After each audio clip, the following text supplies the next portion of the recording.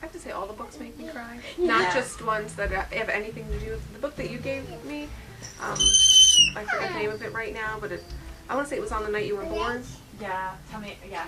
I like cry, and there's like no theme in there other than like, oh, how beautiful, a baby's arrived.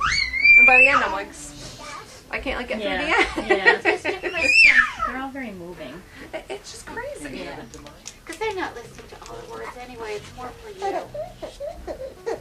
that from me? I think I told you I loved when we did our first seminar with you, and Barefoot, or not Barefoot books, the Tapestry books was there, all their books. I remember reading Little Miss Spider and just bawling, like I was so, loved it.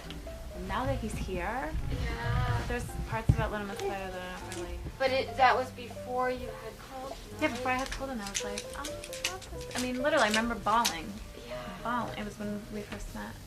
I don't know, I think you're the bravest person I ever met. I couldn't stop crying, Heather was buying books. That one part where the bird's crying, though, that's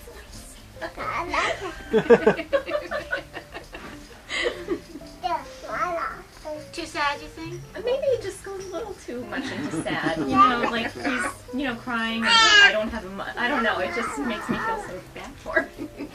I know it's just a cartoon, but... Well, but Kristen, that's a really good point, because that is what makes this hard. You're thinking more deeply than the younger child is thinking, but you are aware of the sort of unconscious issues that it's resonating with. That's right. That painful feeling of not having a mother is so sad.